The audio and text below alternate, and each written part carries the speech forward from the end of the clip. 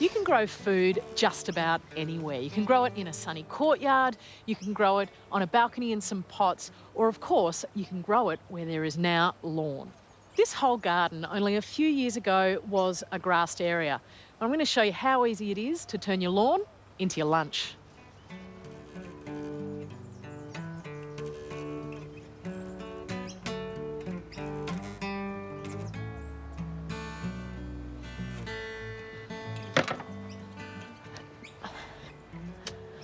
Of course, the first step to starting any new garden is to remove the weeds, and in this case, it's the lawn. And so if you had an army, you could get them to help you dig it all out, but you lose a lot of soil that way, so I reckon a better option is to smother them.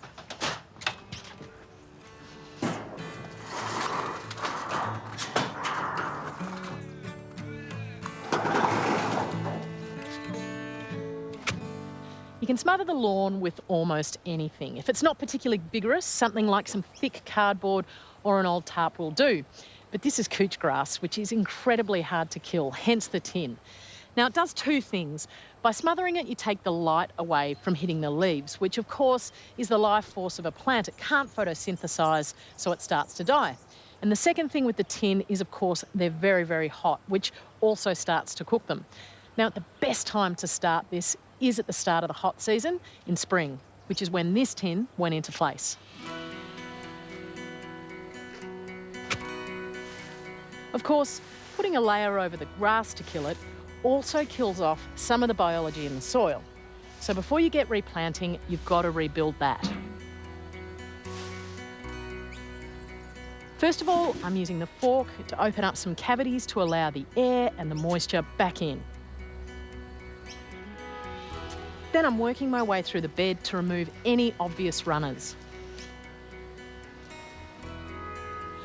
As I'm working through the bed, I'm looking for any of these pale, thick, probably alive runners. And I'm paying particular attention to the edges, because that's where the plants have been moving along and actually searching for the light so they can live. So that's the biggest risk for reinfestation.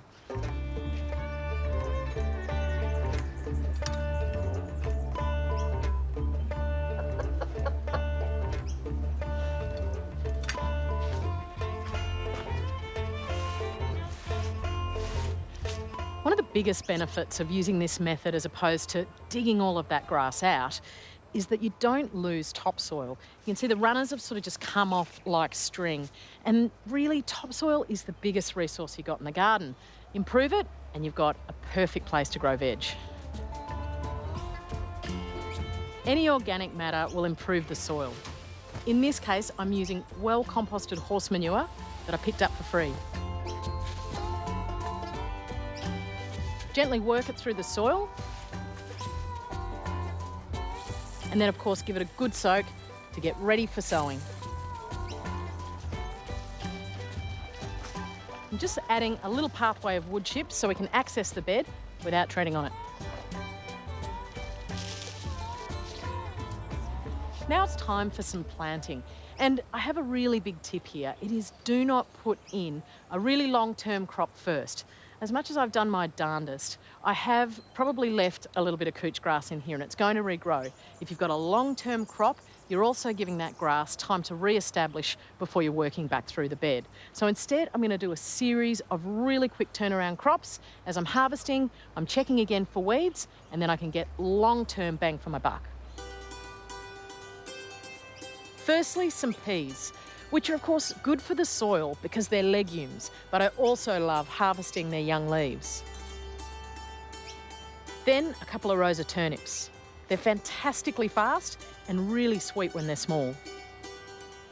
Then it's loads of leaves, mustards, rockets, and of course a little silver beet. And the fastest crop of all, radish. And then to stop the birds scratching up my new sowings, a little bit of wire. Don't get me wrong, I love a good lawn. They're fantastic heat sinks, and then there's backyard cricket. But I do believe that if you've got a spot that's going to waste, well, you could certainly turn that lawn into your lunch.